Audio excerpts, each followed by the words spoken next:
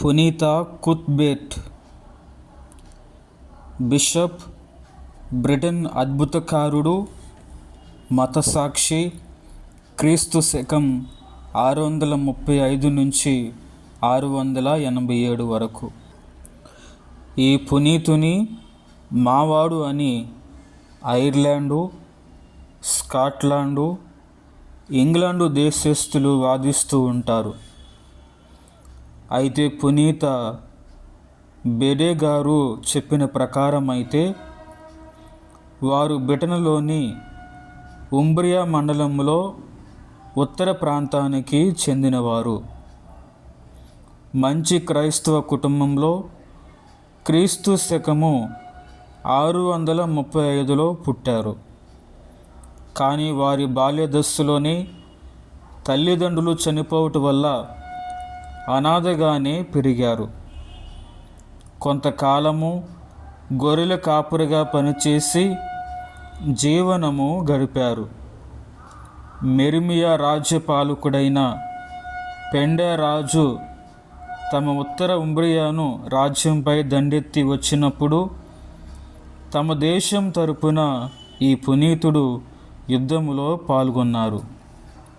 యుద్ధం ముగిసిన తర్వాత శాంతి ఏర్పడ్డాక ఈ పునీతుడు వైరాగ్యం పుచ్చుకున్నారు.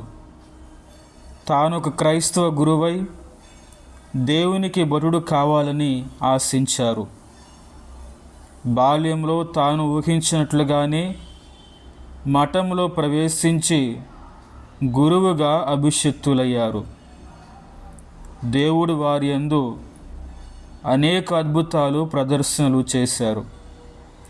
పవిత్రత, జ్ఞాన సముపార్జనతో వారు తమ గురుత్వ సేవలు అందించారు. పునీతుడు ఇంగ్లాండు దేశ అద్భుతకారుడుగా ప్రసిద్ధి చెందారు.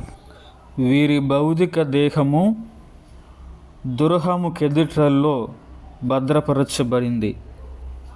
భక్తులు, యాత్రికులు అధిక సంఖ్యలో వస్తూ ఉంటారు.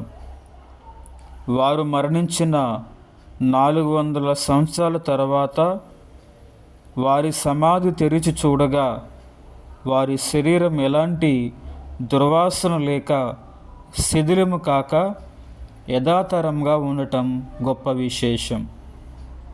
వారు వాడిన కొన్ని అవశేషాలు 8వ హెన్రీ చేసిన దాడిలో కొన్ని కనబడకుండా పోగా కొన్ని బెనడిక్టియను సభకు చెందిన 4 గురువులు భద్రపరిచారు.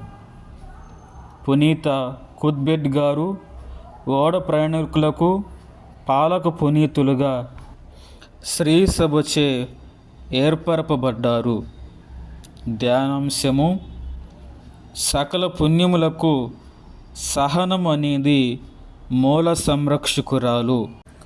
పునీత కుత్బెర్ట్ గారా, మా కొరకు వేడుకొనండి.